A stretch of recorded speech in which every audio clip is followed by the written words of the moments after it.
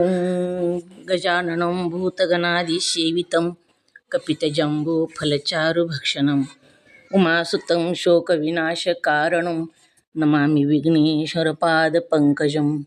शिवानन्दं शिवरूपं गुरुसाक्षात् शिवस्वयं संसारशोकहर्ती ध्याता शिवानन्दरूपं ब्रह्मविद्याप्रदायकं वंशप्रवर्तितं जीवशिवाय ज्ञानेन तत्पदं बोधितं।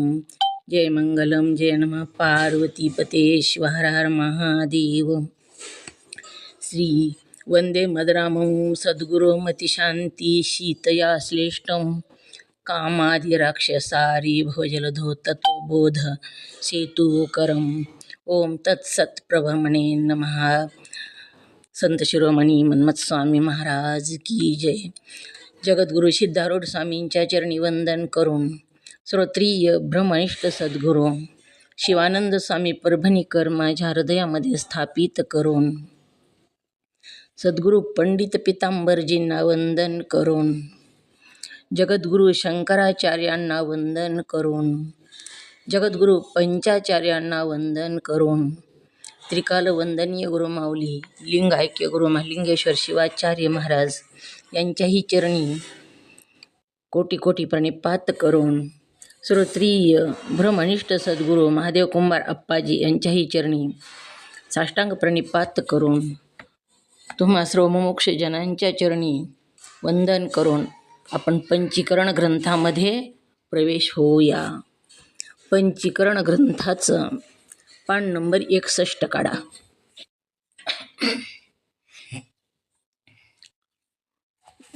पंचीकरण ग्रंथाचं पान नंबर 61। तर त्याआधी आपण कालचं थोडं सिंहावलोकन घेऊ। काल आपण बघितलं ज्याप्रमाणे अग्नी पेटला, जाळ लागला मोठा आणि ज्वाला बाहेर निघू लागलेल्या आहेत, तर असा जो अग्नी असतो तो सर्व वल्ले वाळे सगळे काष्ट जळून टाकतो। तसंच जर ज्ञान प्राप्त झालं, नित्य रोज रोज रोज जर ज्ञान प्राप्त करून घेऊ लागलो तर त्या ज्ञान अग्नीनं सर्व पापकर्मे आणि पुण्यकर्मे जळून जातात। तर आपण काल पापकर्म म्हणजे काय ते बघितलेलं आहे। 3 प्रकारचे दोष सांगितले। कोणते दोष सांगितले हो? 3। ओम नमः शिवाय। काल आपण 3 प्रकारचे दोष बघितलेले आहेत। आपल्यामध्ये 3 प्रकारचे दोष असतात, ते कोणकोणते?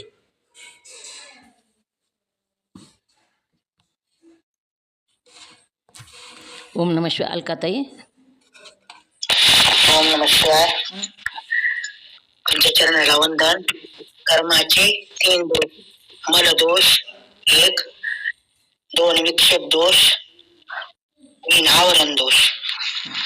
तर मूळ मल दोषाचे निष्काम कर्माने पाप केलेले असते त्याच्या जाती, आणि विक्षेप दोष उपासनेने जातो, आवरण दोष ज्ञानाने जातो। ओम नमः शिवाय। ओम नमः शिवाय। आलं का लक्षात? ओम नमः शिवाय। सुनीता सांग 3 दोष कोणते आणि कशी निवृत्ती होते? ओम नमः शिवाय। ओम नमः शिवाय। दोष 3 प्रकारचे आहेत: 1 मल दोष, 2 विक्षेप दोष, 3 आवरण दोष। मल दोष हा निष्कर्म कर्माने जातो, विक्षेप दोष हे उपासनेने जातो, आवरण दोष हे ज्ञानाने जातो। ओम नमः शिवाय। निष्कर्म नाही, निष्काम। निष्काम। ओम नमः शिवाय। सांग। हो सांग।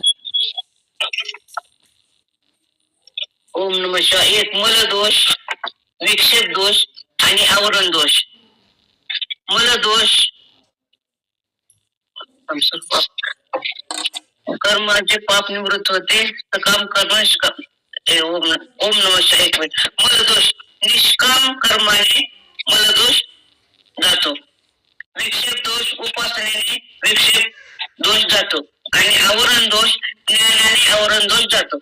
ओम नमः शिवाय. तर 3 प्रकारचे दोष आपल्यामध्ये आहेत. हे 3 प्रकारचे दोष जी वेद आहेत त्या वेदाचे प्रत्येक वेदाचे 3 भाग झालेले आहेत. पहिल्या भागामध्ये कर्म, दुसऱ्या भागामध्ये उपासना आणि वेदाचा जो अंतिम भाग आहे, म्यूट करा ताई, नंदा काकी म्यूट करा. वेदाचा जो अंतिम भाग आहे तर त्या अंतिम भागालाच वेदांत असं म्हटलेलं आहे. आणि ह्या वेदांताच्या ज्ञानाने आवरण दोष निघून जातो आणि आवरण दोष निघाला, आपला आत्मा जो आहे तो आवरण दोषानं झाकलेला आहे. एकदा आवरण दोष बाजूला झाला की आपल्याला आत्म्याचं ज्ञान होतं. म्हणून या वेदाच्या वेद किती, ओम नमः शिवाय, आणि त्यांचे नावे किती वेद आहेत?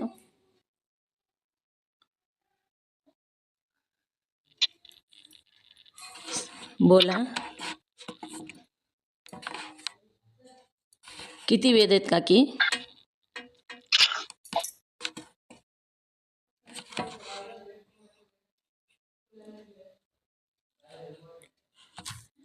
ओम नमः शिवाय. आवाज नाही आला का? म्यूट केलं नव्हतं मी. म्यूट उघडून बोलायचं आणि लगेच म्यूट बंद करायचं, उघडच ठेवायचं. उघडलं तर वेद 4 आहेत. सामवेद, अथर्ववेद, ऋग्वेद आणि यजुर्वेद.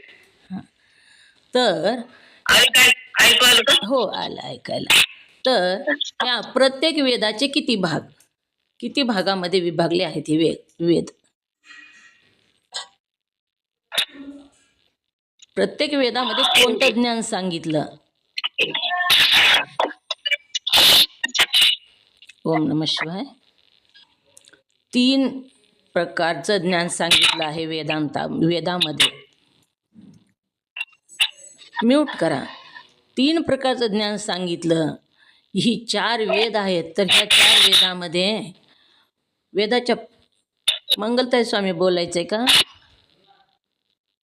म्यूट करा. मंगलताई स्वामी बोलायचं असलं तर बोला, नाही तर म्यूट करा. तर प्रत्येक वेदाचे 3 भाग केले. पहिल्या भागामध्ये कर्म सांगितलं आणि ते कर्मामुळं मलदोष निवृत्त होतो.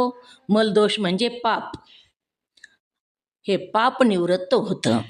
दुसऱ्या भागामध्ये वेदाच्या उपासना सांगितली. उपासनेने विक्षेप दोष निवृत्त होतो. विक्षेप दोष म्हणजे मनाची चंचलता, मन स्थिर होत नाही, मनाला एक दिशा प्राप्त होत नाही, तो 10 दिशेनं पळतं मन, त्याला विक्षेप दोष असं म्हटलेलं आहे. आणि वेदांत म्हणजे 3रा भाग जो वेदाचा आहे त्याच्यानं तिथं आवरण दोष निवृत्त होतो. म्हणजे आत्म्यावर आलेलं जे आवरण आहे ते निवृत्त होतं आणि आपल्याला आत्मज्ञानाची प्राप्ती होते. वेदांत ग्रंथाचा अभ्यास आपण जर केला तर आत्मज्ञानाची प्राप्ती होते, हे आपण काल बघितलेलं आहे. तर शिष्य काय म्हणतो, गुरुनी सांगितलं काल, पंचीकरणाचा जर तू विचार करशील तर तुला ह्या चालू ध्येयामध्येच तुझा ध्यास जाऊन तुला आत्मज्ञान होईल. मग सद्गुरू, शिष्य पुन्हा सद्गुरूला विचारतो, पंचीकरणाच्या विचाराने मला मोक्ष प्राप्त होईल असं तुम्ही म्हणता, पण पंचीकरणात काय काय सांगितले ते मला कृपा करून सांगा, असा शिष्याचा प्रश्न काल झालेला आहे. चौपाई वाचा. ओम नमः शिवाय. मीनाताई आहेत का? वाचा चौपाई.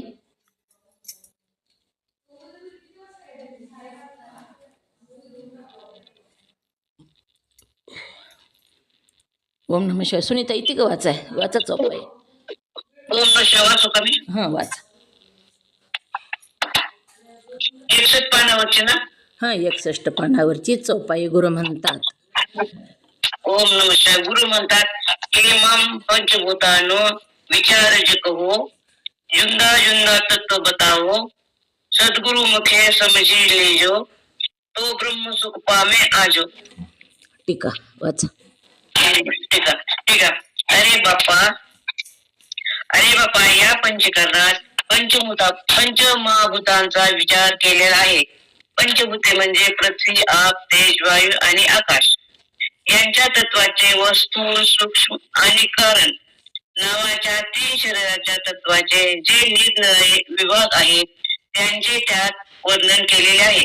आणि या भौतिक तत्वाहून वेगळा पण त्यांना जाणणारा द्रष्टा साक्षी जो आत्मा याचेही तत्व स्वरूप त्यात सांगितलेले आहे. त्या पंचीकरणात अर्थ ब्रह्मनिष्ठ सद्गुरूपासून श्रवण करून समजावून घे. तो पुरा समजला म्हणजे तुला आत्मतत्वाचा अनुभव येईल. असा जर योग घडून आला तर ताबडतोब म्हणजे चालू असलेल्या ह्या तुझ्या जन्मातच तुला ब्रह्मसुखाची प्राप्ती होईल. ओम नमः शिवाय. ओम नमः शिवाय. टीका. अरे बस बापा पुढं? नाही. ओम नमः शिवाय बस. अरे बापा या पंचीकरणात पंचमाभूताचा विचार केलेला आहे असं गुरु सांगत आहेत. शिष्यानं काय प्रश्न केला होता? ओम नमः शिवाय. शिष्याचा प्रश्न काय होता?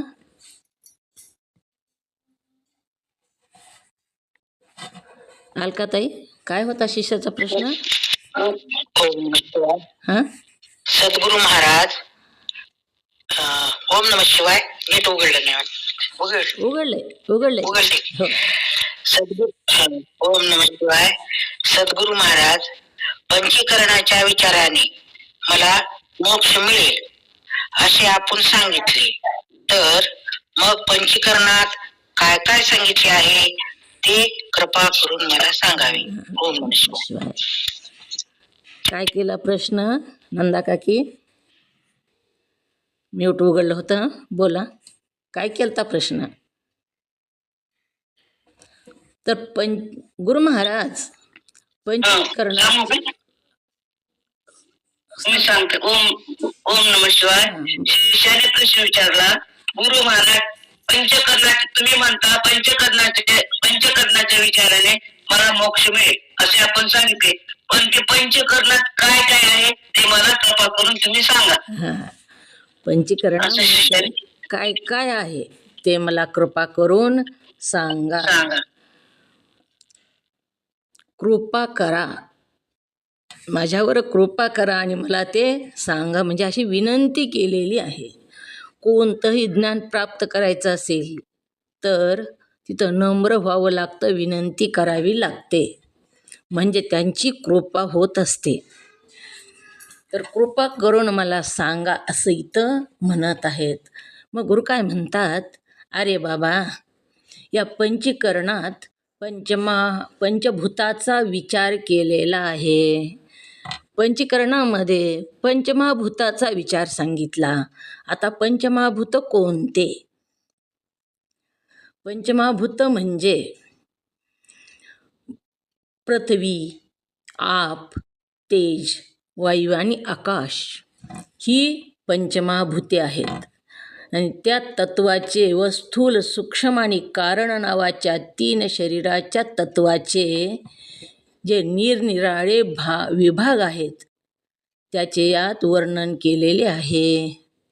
ह्या ग्रंथामध्ये काय सांगितलं आहे ते सद्गुरू सांगू लागलेले आहेत.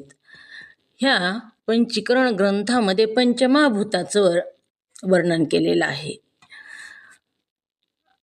आणि त्याच्या तत्वाचे, आता तत्वाचं तत्व कशाला म्हणावे, पहिल्या दिवशीच व्याख्या लिहून दिली बघा तत्वाची तुम्हाला. ओम नमः शिवाय. तत्व कशाला म्हणावे?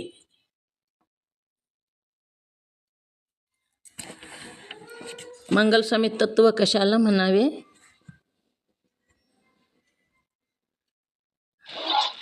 ओम नमः शिवाय.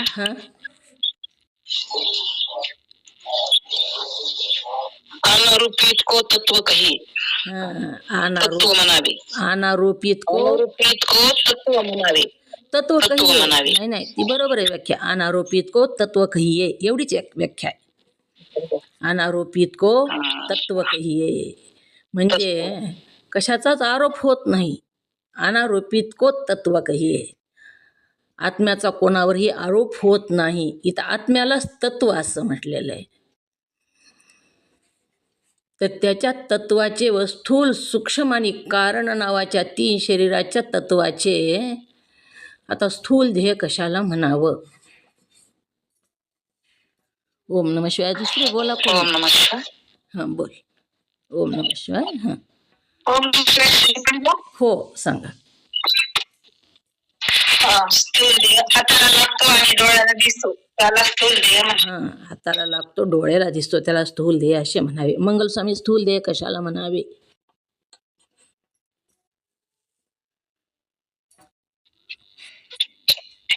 ओम नमः शिवाय.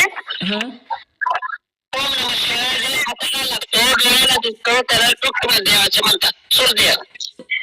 ओम नमः शिवाय. बोला गुजरताई. गुजरताई बोला. म्यूट करा मंगलस्वामी. बोला गुजरताई. ओम नमः शिवाय. हां हाताला लागतो, डोळ्याला दिसतो, त्याला स्थूल देह म्हणावे. ऐकलं का मंगलस्वामी काय म्हणा होते? सूक्ष्म ध्येय नाही, काय म्हणायचं?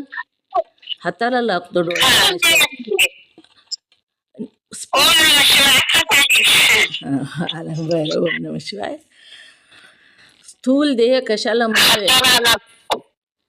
हाताला लागतो, डोळ्याला दिसतो, त्याला स्थूल देहाचे म्हणावे. हां, सूक्ष्म स्थूल मी सांगू का? दोन्ही बी नाही. मी सांगू का? हो सांगा. मी सांगू स्थूल देह म्हणजे काय? हाताला लागतो, डोळ्याला दिसतो, त्याला स्थूल देह असे म्हणावे. हां, ओम नमः शिवाय. पुराणात आहे सूक्ष्म देह कशाला म्हणावे? सूक्ष्म देह हाताला लागत नाही, डोळ्याला दिसत नाही, त्याला सूक्ष्म देह म्हणावे. हां, हाताला लागत नाही. बरोबर आहे. हो बरोबर. हो बरोबर आहे. ओम नमः शिवाय. बोलायचे का मंगलताई स्वामी? बोलायचं. सांगू का मी? हो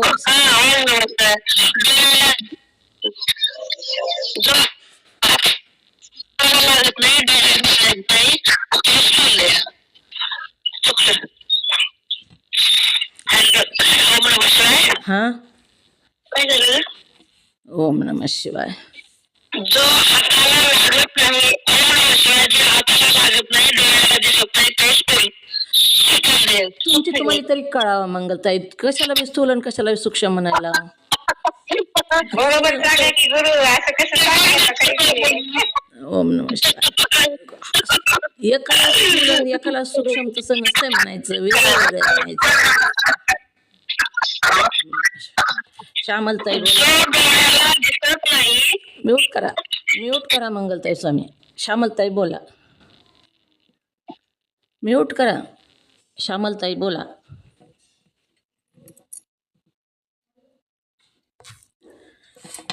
श्यामलताई हात वरी केलाय, बोला तुम्ही. आणि आता हात खाली घ्या मग. सांगा मंगलस्वामी. मी सांगू का? हो सांगा. सांगा. डोळ्याला दिसत नाही, हाताला लागत नाही, त्याला सूक्ष्म देह असे म्हणावे. हां, सूक्ष्म ध्येय असे म्हणावे. हां, आलं का लक्षात मंगलताई?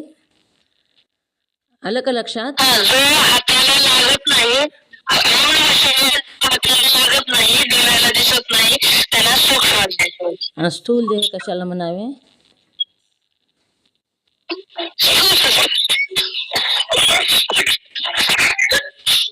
मला सांगा, हसू नका. हसायला काय झालं? म्यूट करा ताई. म्यूट करा. अरे बापा, पंचीकरणात पंचमहाभूताचा विचार केलेला काय केलं? म्यूट करा ताई. काय केलं? ओम नमः शिवाय. हां, पंचीकरणात पंचमहाभूताचा विचार केलेला आहे. आता पंचभूत कोणते?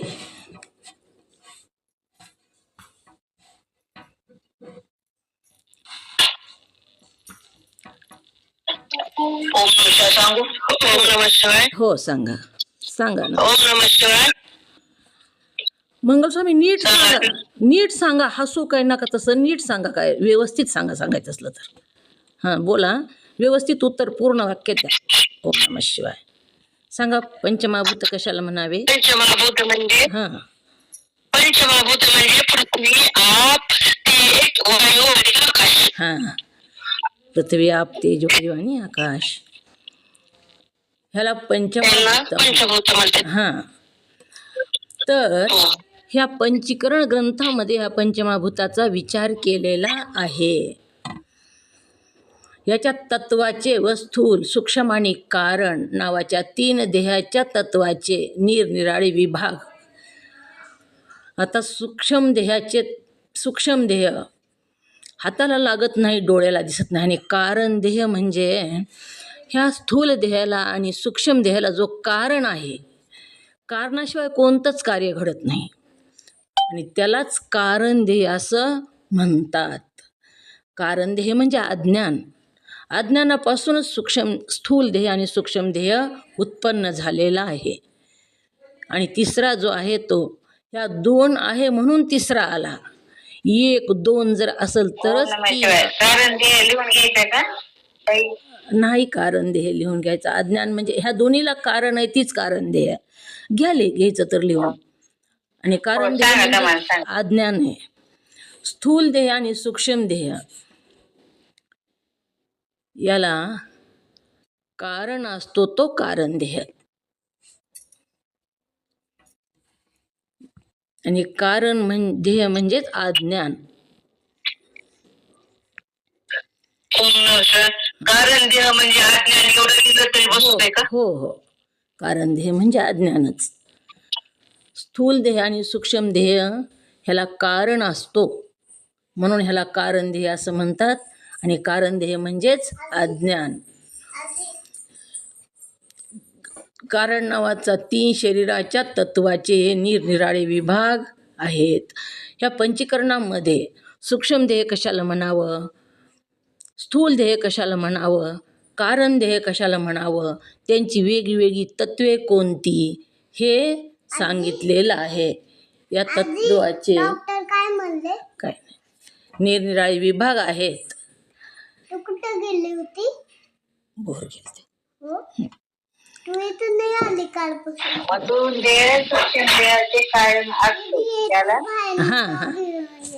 चुप, पुन्हा बोलू आपण. बोला, काय म्हणाला? ओम नमः शिवाय. सूक्ष्म देह आणि सूक्ष्म देह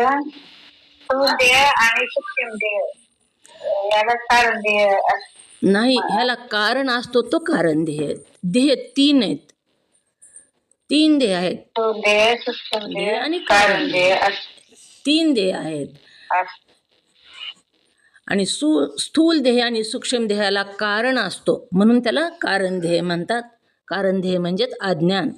अज्ञानापासूनच ही स्थूल आणि सूक्ष्म देहाची निर्मिती झाली. या नावाचे 3 शरीराच्या तत्वाचे निरनिराळे विभाग आहेत. त्याचे यात वर्णन केलेले आहे. आणि त्या भौतिक तत्वाहून वेगळा पण त्यांना जाणणारा दृष्टा साक्षी जो आत्मा. भौतिक तत्व. आता भौतिक कशाला म्हणावं? जे पंचमहाभूतापासून उत्पन्न झालं, त्या प्रत्येक वस्तू भौतिक आहे बघा. पंचमहाभूतापासून निर्माण झालेली प्रत्येक वस्तू भौतिक वस्तू आहे. मग सगळं जगच पंचमहाभूतापासून निर्माण झालेलं आहे.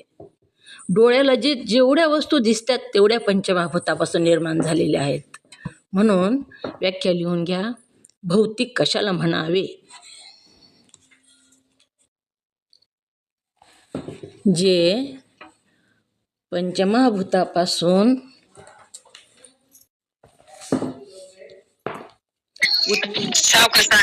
जे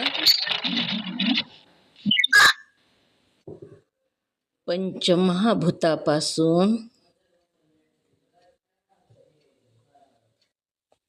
उत्पन्न झाले आहेत त्यांना भौतिक असे म्हणावे.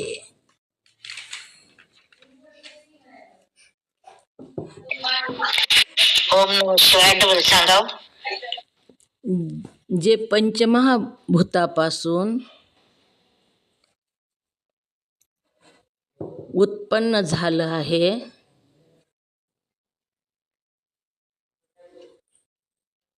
त्याला भौतिक म्हणावे.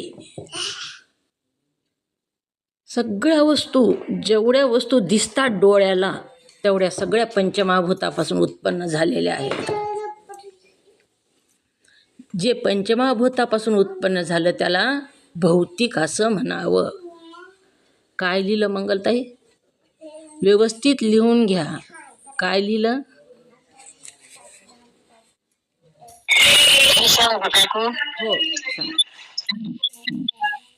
भौतिक कशाला म्हणावे?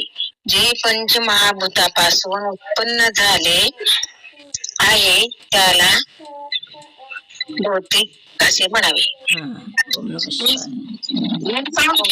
हो सांगा. हात वरी करायचा. तुम्हाला हात वरी करता येतो ना? हात वरी करायचा ताई, ज्यांना ज्यांना जमतं त्याने. जे पंचमहाभूतापासून उत्पन्न झाले आहेत त्याला भौतिक असे म्हणावे. हां, बरांडे ताई बोला. ओम नमः शिवाय. भौतिक कशाला म्हणावे? जे पंचमहाभूतापासून उत्पन्न झालेले आहे त्याला भौतिक म्हणावे. ओम नमः शिवाय. बरोबर आहे ना? हो बरोबर आहे. महानंदताई व्यवहारे. ओम नमः शिवाय ताई. हां, तुमचे चरण वंदन. ओम नमः शिवाय सांगते. भौतिक कशाला म्हणजे जे पंचमहाभूतापासून उत्पन्न झाले त्याला भौतिक असे म्हणावे. ओम नमः शिवाय. वस्तू डोळ्याला दिसणाऱ्या सगळ्या वस्तू भौतिक आहेत बघा. जे डोळ्याला दिसतात त्या वस्तू भौतिक असतात. ओम नमः शिवाय. श्यामलताई सांगायचे का? हात वरी करायला लावून बोला ना. ओम नमः शिवाय. पंचमहाभूतापासून जेवढ्या जेवढ्या वस्तू उत्पन्न झाल्या तेवढ्या सगळ्या भौतिक असतात आणि ते डोळ्याला दिसतात. भौतिक तत्व होऊन वेगळा आहे. निरनिराळे तत्व आहेत. आता हे भौतिक तत्वाला सुद्धा अनारोपित को तत्व कहिये आणि रोपित को ही तत्व कहिये ही पुढे आलेलं आहे. पण आता अनारोपित को तत्व कहिये एवढंच घ्यायचं. गोंधळ होतं दोन्ही जर एकदा घेतलं तर. पुन्हा रोपित तत्वाचं पुढे बघू. तर ह्या पंचीकरणामध्ये निरनिराळे विभाग करून ह्याचं वर्णन केलेलं आहे. आता पंचीकरण किती महत्त्वाचं आहे, पंचीकरण कशाला म्हणावं असा विचारलेलं आहे. तर जीवनामध्ये बघा, संसारामध्ये जेवढी पैशाची गरज आहे, धनाची गरज आहे, प्रपंच होतो का हो पैशाशिवाय? प्रत्येक वस्तू आणायला प्रपंच करताना पैसाच लागतो. तसं इथं सांगितलेलं आहे की संसारातलं वैभव जर वाढवायचं असेल तर तिथं धनाची गरज आहे, सोन्याची गरज आहे.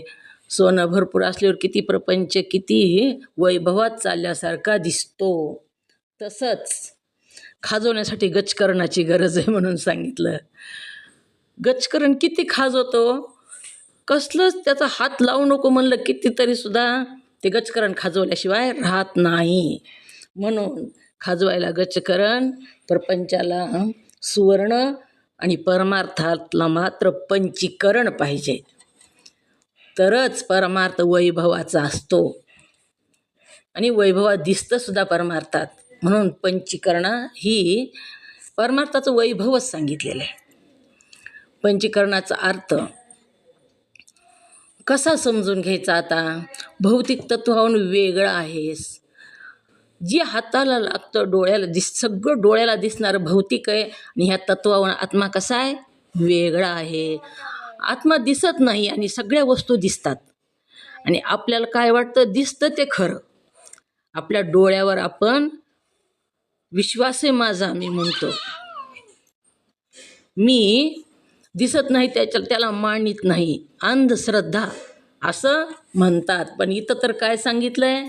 जी भौतिक आहे तत्व त्याहून मी वेगळं आहे. म्हणजे दिसतंय ते खरं नाही आणि दिसत नाही ते खरं आहे, असं इथं सांगितलेलं आहे बघा.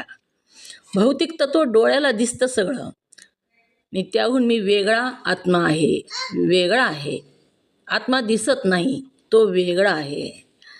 पण त्याच आत्मतत्वानं सगळं जग बांधलेलं आहे बघा. दिसत नाही पण त्याच्या आधाराशिवाय काहीच होत नाही. त्याचंच अधिष्ठान लागतं. जसं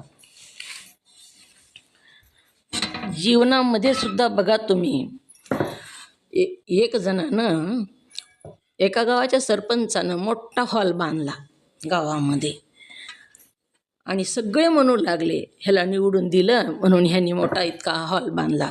त्या सरपंचाचं नाव घेऊन म्हणू लागले की ह्यांनी हॉल बांधला एवढा मोठा, ह्यांनी हॉल बांधला एवढा मोठा. गावामध्ये गावाची व्यवस्था केली, सोय केली. परंतु तो हॉल बांधताना तो जो बांधणारा होता तो तिथं आला सुद्धा नाही. त्यानं सिमेंटाला हात लावला नाही, वीट हातात घेतली नाही, पाण्याचा तांब्या त्याच्यात ओतला नाही, काहीच केलं नाही. परंतु त्याच्याशिवाय झालं नाही बघा. आलं का लक्षात? त्यानं काहीच केलं नाही पण त्याच्याशिवाय काहीच झालं नाही. त्याने बांधला असं आपण म्हणतो पण तो तिथं आलाच नाही, त्यानं जागासुद्धा बघितली नाही ती, तरीसुद्धा आपण काय म्हणतो त्याने बांधला. तसंच आहे इथं. तो काहीच करत नाही पण त्याच्याशिवाय काहीच होत नाही, असं हे तत्व आहे आत्मतत्व. तो दिसत नाही, तो तिथं प्रत्यक्ष नाही पण त्याच्याशिवाय काहीच होत नाही. ही भौतिक जी आहे जग ती त्याच्याच आपण म्हणतो काळीसुद्धा हालत नाही म्हणतो त्याच्या सत्तेशिवाय. पण त्याची सत्ता दिसत नाही, अदृश्य आहे ती सत्ता. जसं बघा फुलाचा हार आपण बनवला, मग फुलं एकत्र जोडलेले दिसतात पण दोरा दिसतो का हो मधला? पण दोरा जर नसेल, अधिष्ठान ती सत्ता जर त्याची नसेल तर सगळं विस्कटून जातं. जसा दोरा असल्याशिवाय हार बनत नाही तसं आत्मतत्व हे ईश्वर तत्व असल्याशिवाय भौतिक वस्तू कोणतीच दिसत नाही. म्हणून भौतिक तत्वाहून वेगळा पण त्यांना जाणणारा दृष्टा साक्षी तो आत्मा, त्याचेही तत्वस्वरूप त्या सांगितलेले आहे. ह्या पंचीकरणामध्ये काय सांगितलेलं आहे तर भौतिक तत्व सांगितले आणि भौतिक तत्वाला जाणणारा दृष्टा साक्षी. आता दृष्टा कशाला म्हणावे? ओम नमः शिवाय. ओम नमः शिवाय. हां सुनीता बोल. दृष्टा कशाला? दृश्याहून भिन्न राहून दृष्टा कशाला म्हणावे? दृश्याहून भिन्न राहून दृश्याला पाहतो जाणतो त्याला दृष्टा असे म्हणावे. आत्मा हा ध्येयाचा दृष्टा, हां ध्येय हा दृश्य आहे. ओम नमः शिवाय. अगदी सुंदर सांगितलं. ओम नमः शिवाय. दृष्टा कशाला म्हणावे? ओम नमः शिवाय. ब्रांडे ताई ओम नमः शिवाय सांगू. ओम नमः शिवाय. हो सांग. दृश्याहून भिन्न राहून दृश्याला पाहतो जाणतो त्याला दृष्टा असे म्हणावे. हां दृश्याहून भिन्न राहून दृश्याला जाणतो पाहतो त्याला पाहतो त्याला दृष्टा म्हणावे. साक्षी कशाला म्हणावे? ब्रांडे ताई सांगा बरं, साक्षी कशाला म्हणावे?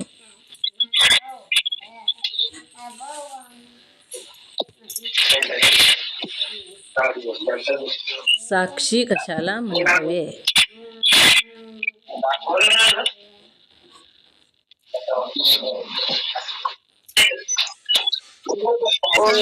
ते सांगतो. हो सांगा. हात वरी करीच ताई लक्षात येतं मग लवकर मला विचारायला. सांगा साक्षी कशाला म्हणावे? साक्षी म्हणजे समीप असावा, म्हणजे जवळ असावा. हां 2 नंबर उदासीन असावा म्हणजे चैतन्य स्वरूप असावा आणि राग दोष रहित असावा, चैतन्य स्वरूप असावा. ओम नमः शिवाय. ओम नमः शिवाय. तरी खाली झाले काही लिहिण्यात आलं नाही माझ्या. काय गीताताई बोला. आणि साक्षी तुम्ही कशाला सांगितल्यानंतर व्यवस्थित करून घेतली. स- ओम नमः शिवाय ताई. तुमच्या ज्ञानप्रकाश नमस्कार. हा. सर्व साधकांना वंदन. ओम नमः शिवाय. साक्षी कशाला म्हणा? साक्षीचं लक्षण समीप असावा म्हणजे जवळ असावा. उदासीन असावा. नंबर 2 उदासीन असावा. नंबर 2 उदासीन असावा म्हणजे राग द्वेष रहित असावा. आणि नंबर 3 चैतन्य स्वरूप असावा म्हणजेच ज्ञान स्वरूप असावं. याला साक्षी असे म्हणा. दृष्टांत येईल का सांगता ताई? साक्षीचा सांगा ना. ओम नमः शिवाय. कोणाला घ्यायचं लिहून? गुरफळे त्याला. हा. म्यूट करा ताई, सांगते. साक्षीचं लक्षण म्यूट करा. समीप असावा म्हणजेच जवळ असावा. कंसात जवळ असावा असं लिहायचं. समीप म्हणजे जवळ असावा.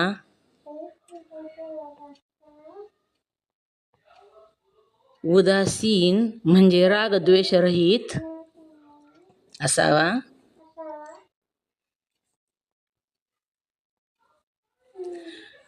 चैतन्य स्वरूप म्हणजे ज्ञान स्वरूप असावा.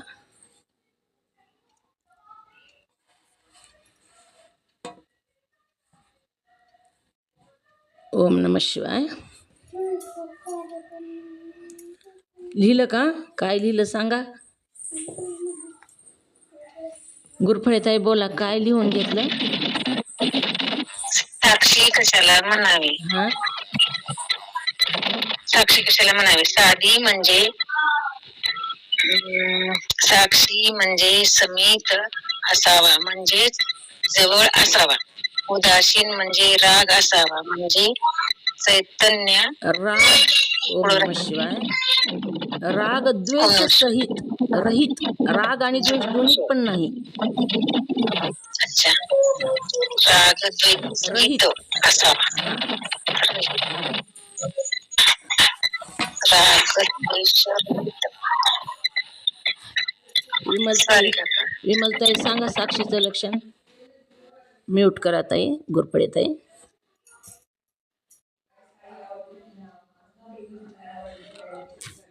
विमलताई कोरे हात वरी केल्यास सांगा साक्षीचं लक्षण. साक्षी कशाला म्हणावे? ओम नमः शिवाय. येत असेल तर हात वरी करा, नाही तर करू नका. ओम नमः शिवाय. साक्षी. गीताताई साक्षीचा दृष्टांत सांगता येतो का?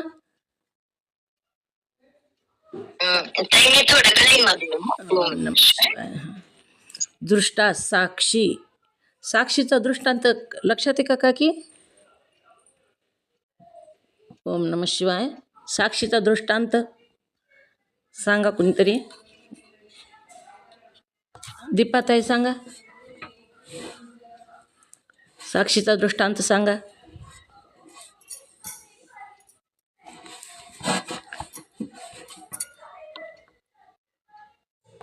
सुनीता. ओम नमः शिवाय. हा. साक्षी कोणाला म्हणावे ते सांगायचं का? साक्षीचं लक्षण सांगून दृष्टांत सांगा. लक्षण सांगा. समीप असावा म्हणजे जवळ असावा. उदासीन असावा म्हणजे राग द्वेष रहित असावा. आणि चैतन्य स्वरूप असावा म्हणजे ज्ञान स्वरूप असावा. त्याला साक्षी असे म्हणतात. हा. दृष्टांत लक्षातही नाही. सुनीता. ओम नमः शिवाय. येईल का सांगा दृष्टांत. दोघांचं भांडण झालं, हा दृष्टांत आहे. आलं का लक्षात? समीप असावा म्हणजे अलकाताई येईल का सांगा दृष्टांत. ओम नमः शिवाय. दोघांचं भांडण झालेलं आहे आणि ते भांडण कुठं झालं? गावामध्ये लिंबाच्या झाडाखाली झालं भांडण. मग ते भांडण विकोपाला गेलं. मग ते कोर्टामध्ये फिर्याद दिली दोघांनीही. आणि तिथं मग ती भांडण मिटवण्यासाठी काय लागतात? साक्षीदार लागतात. साक्षीशिवाय भांडण मिटत नाही. म्हणून साक्षी आणलेला आहे. दोघांचं भांडण झालं आणि तिथं एक साक्षी आणला. त्या साक्षीला विचारण्यात आलं, तिथं जजने विचारलेलं आहे, भांडण तुम्ही बघितलं का? तेव्हा तो म्हणला, हो भांडण मी बघितलं. तर त्यांनी सांगितलं, मग कुठं झालं भांडण? विचारलं. तेव्हा त्या साक्षीनं सांगितलं, भांडण लिंबाखाली गावामध्ये झालं. मग तुम्ही कुठं होता? तो म्हणला, मी शेतामध्ये होतो. मग तो साक्षी कट झाला, बाजूला निघाला. का बाजूला निघाला? तर तो समीप नव्हता. भांडण कुठं झालं होतं? गावात झालं होतं. आणि हा कुठं होता? शेतामध्ये होता. मग समीप असावा हे लक्षण तिथं बसत नाही, म्हणून तो बाद केला साक्षी. मग दुसरा साक्षी आणला आणि दुसऱ्याला विचारलं, तुम्ही भांडण बघितलं का? तो म्हणला, हो बघितलं. कुठं झालं? तर गावात लिंबाखाली झालं. तुम्ही कुठं होता? तर तो म्हणला, मी तिथंच होतो. समीप होता, तिथंच होतो. आणि त्यानं साक्षी दिली. तो म्हणू लागला, ह्या दोघांचं भांडण झालं तेव्हा मी तिथंच होतो, पण हा अ आणि ब दोघांचं जे भांडण झालेलं आहे त्याच्यातला ब जो आहे तो भांडकुदळच आहे म्हणला. ह्यानं 4 वर्षापूर्वी माझ्याशी सुद्धा ह्याचं खूप मोठं भांडण झालेलं होतं. मग तिथं राग द्वेष रहित नव्हता तो, त्याला राग होता 4 वर्षाखाली भांडण झालेला, म्हणून त्यानं ती साक्ष दिलेली होती. म्हणून त्याला पण बाद करण्यात आलं, कारण तिथं राग द्वेष रहित हे लक्षण बसत नाही म्हणून. तिसरा साक्षी आणला आणि त्याला विचारलं, भांडण कुठं झालं? तर त्यानं सांगितलं, भांडण गावात झालं. लिंबाच्या झाडाखाली भांडण झालेलं आहे. मग लिंबाच्या झाडाला साक्षी आणलेलं आहे, पण लिंबाच्या झाडाला साक्षी जरी ती लिंबाचं झाड तिथं होतं आणि भांडण त्याच्या जवळ झालं, समीप होतं, उदासीन होतं, म्हणजे कुणाचा राग नव्हता, तिथला द्वेष नव्हता त्याच्याकडं, पण ती चैतन्य स्वरूप नव्हतं, त्याला बोलताच येत नव्हतं, म्हणून तोही साक्षी बाद केला. आणि जो चौथा साक्षी आणलेला होता त्याला विचारण्यात आलं की भांडण कुठं झालं? तेव्हा तो म्हणू लागला, भांडण गावामध्ये लिंबाच्या झाडाखाली झालं. तेव्हा त्याला विचारलं, ह्या दोघांपैकी कुणाचं बरोबर आहे म्हणून. तेव्हा त्यानं दोघांचं भांडण झालेलं बरोबर सांगितलं, अचं चुकलं आणि बचं बरोबर आहे म्हणून.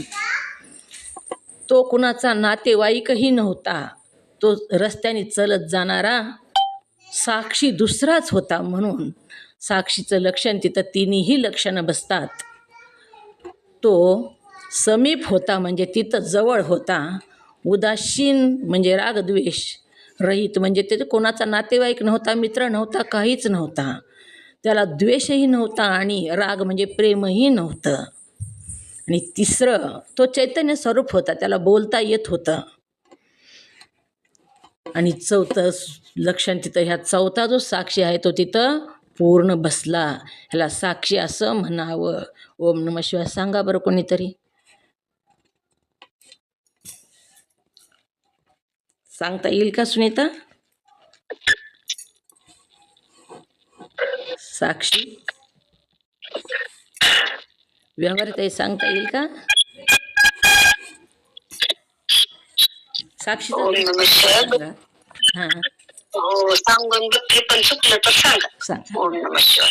ओम नमः शिवाय. साक्षीचा दृष्टांत. एका गावामध्ये अ नावाचा आणि ब नावाचा 2 मनुष्य एका झाडाखाली भांडत होते. भांडत असताना तिथून एक सदग्रस्त चाललेला होता. मग हे 2 जण कोर्टात गेले भांडणाचं घेऊन, आणि तिथं त्यांनी सांगितलं, तुम्ही 2 आला साक्षी आणला का? मग त्यांनी ती साक्षी बोलवलं नंतर त्या साक्षीला विचारलं की बाबा त्यांचे भांडण बघितलं का तुम्ही? ती म्हणलं हो. मग तुम्ही भांडण कुठं झालं यांचं? गावात लिंबाखाली झालं म्हणजे. मग तुम्ही कुठं होता? मी शेतात होतो. मग ते साक्ष चालली नाही का, तर तो जवळ नव्हता म्हणजे समीप नव्हता. ओम नमः शिवाय. दुसरा दुसरा साक्षी चाललेला होता त्यावेळेस पण यांचं भांडण चालू होतं. मग तो साक्षी कोण होत तर झाड होत. मग त्याला याचं भांडण ऐकू बी आलं नाही. होत समोर उभा टाकलेलं झाड होतं पण त्याला बोलता येत नव्हतं. कुठलंच कार्य त्याला करता येत नव्हतं. तरी त्यांनी साक्षी म्हणून झाड आणून कोर्टात उभा केलं.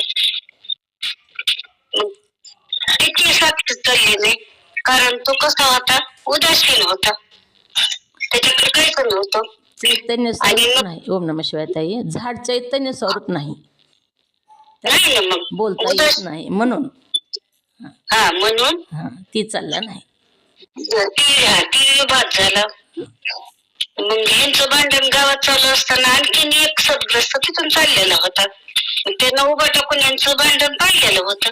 मग त्यावेळेस कोर्टात ते दोघं म्हणजे आणखीन एक साक्षी आणतो. आम्ही आणल्यानंतर त्या साक्षीदाराला कोर्टात जजने विचारलं की बा तुम्ही यांचं भांडण पाहिलं का?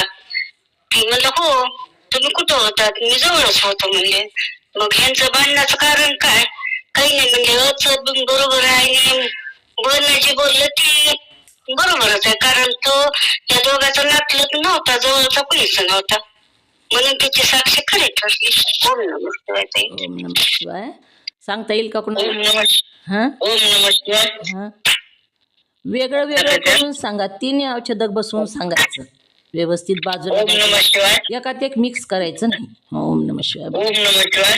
2 शेजारी होते अ आणि ब. एक दिवशी त्यांचे खूप भांडण झालं झाडाखाली. भांडण गावातच झालं, झाडाखाली झालं. मग त्यांचं ते भांडण कोर्टात गेलं. कोर्टाने विचारलं कोणी साक्षीदार आहे का? मग त्यांनी एक साक्षीदार आणला शेजारी म्हणजे जवळचा. तर त्यानं सांगितलं मी भांडण पाहिलं आणि ब चं भांडण ऐकलं. पण अ चं बरोबर आहे, ब भांडकुदळच आहे. म्हणजे तो त्याचा द्वेष करत होता. बरोबर आहे का? ओम नमः शिवाय. पहिलं लक्षण समीप असावा. पहिलं समीप असावा म्हणजे पहिलं लक्षण ते झाडाचं. फक्त झाडाला विचारलं तर झाड काही असं सांगू शकत नाही ना. ओम नमः शिवाय ताई. झाडाचं चैतन्य स्वरूपामध्ये बसतं, समीप मध्ये बसत नाही. चैतन्य स्वरूपामध्ये बसते. समीप म्हणजे जवळ असावा. भांडण गावात झालं होतं आणि तो व्यक्ती शेतामध्ये होता, समीप नव्हता. बरोबर. भांडण गावात झालं, तो शेतात होता आणि त्यानं सांगितलं मी भांडण म्हणून त्याची साक्ष झाली नाही. दुसरा उदासीन दुसरा साक्षीदार झाड. बरोबर आहे का? उदासीन म्हणजे राग द्वेष रहित. राग द्वेष प्रेम बी नाही आणि द्वेष नाही. ते शेवटी राग द्वेष रहित म्हणजे तिसरंच होतं. त्यानं सांगितलं किंवा म्हणजे त्याचा नातेवाईक होता. म्यूट करा तुम्ही. ओम नमः शिवाय. पहिलं लक्षण काय? समीप असावा. ही बसवायचं आपल्याला. समीप म्हणजे जवळ असावा. ह्याचं पहिल्यांदा ह्याच्यामध्ये बसवायचं. दुसरं लक्षण आहे राग द्वेष रहित असावा. कोणाचाच नातेवाईक नाही, मित्र नाही, काहीच नाही. राग नाही ना द्वेष नाही तिथं. ही दुसरं लक्षण आहे. मग पहिलं लक्षणामध्ये आधी बसवायचं, पुन्हा दुसऱ्या लक्षणात बसवायचं, पुन्हा तिसऱ्या लक्षणात बसवायचं. राग द्वेष रहित असावा आणि चैतन्य स्वरूप असावा म्हणजे ज्ञान स्वरूप असावा. असं 3 वेगळं वेगळं बसवायचं आहे. ओम नमः शिवाय. सुनीता सांगता येईल का? ओम नमः शिवाय सांग. पहिलं लक्षण आहे समीप असावा म्हणजे जवळ असावा.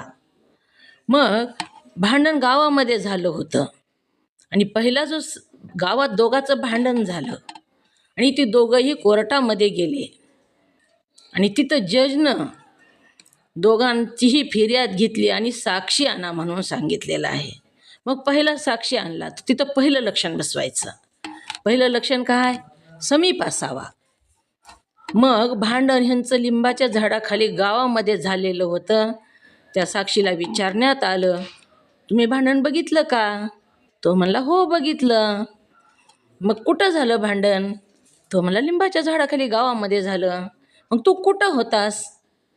असं त्या जजनं विचारलेले. तेव्हा तो काय म्हणाला मी शेतात होतो. मग भांडण कुठं झालं होतं? तर भांडण गावामध्ये झालं होतं.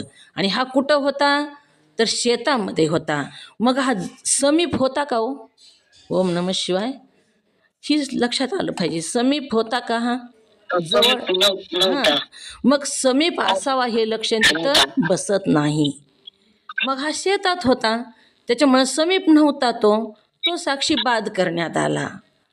पुन्हा त्या जजच्या समोर दुसरा साक्षी आणून उभा केला आणि त्याला विचारलं, तुम्ही भांडण ह्यांचं झालेलं बघितलं का? त्यानं सांगितलं, हो बघितलं. कुठं झालं भांडण? त्याने सांगितलं, गावामध्ये लिंबाच्या झाडाखाली झालं भांडण. मग कुणाचं बरोबर आहे?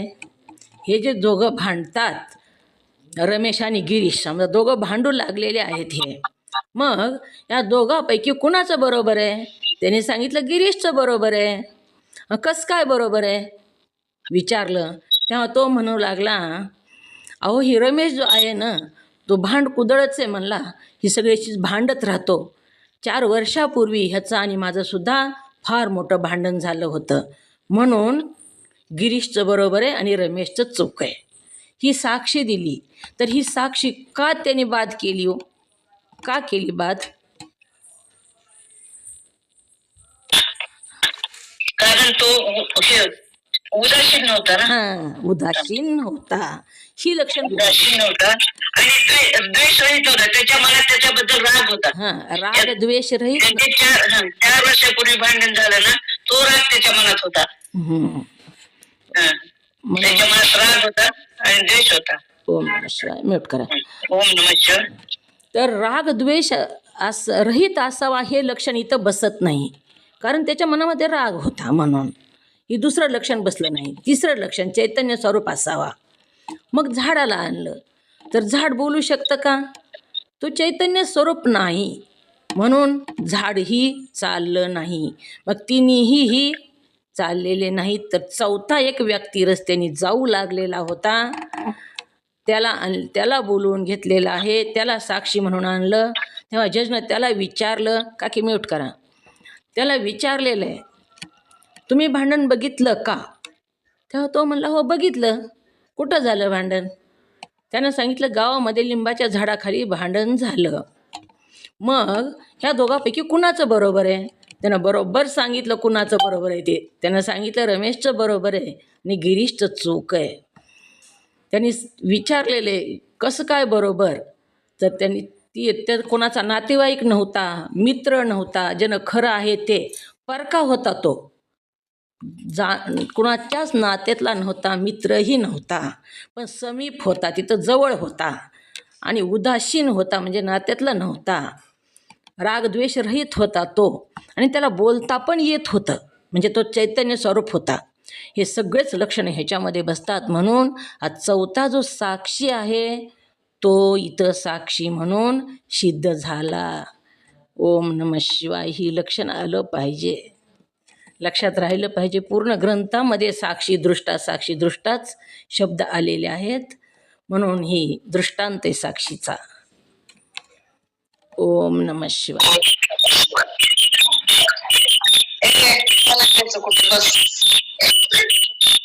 नंदाताई म्यूट करा, म्यूट करा. नंदाताई ढगे म्यूट करा. तर आलं का लक्षात? हे पुन्हा आणखीन वाचून बघा घरी, थोडं मंथन करायचं मधल्यामध्ये आणि लक्षात ठेवायचं. पुन्हा मी जिथं साक्षी शब्द आला तिथं विचारील बघा. म्हणून सगळ्यांनी ह्याचं थोडं विचार करा. लिहून घेतलेलं आहे ते वाचा, म्हणजे लक्षात येतं. साक्षीचा सिद्धांत आणि दृष्टांत दोन्ही पण. आपला वेळ झालेला आहे. तर झालेली सेवा सद्गुरूंच्या चरणी समर्पित. ओम नमः शिवाय. नंदाताई म्यूट करा. ओम नमः शिवाय. नंदाताई ढगे म्यूट करा.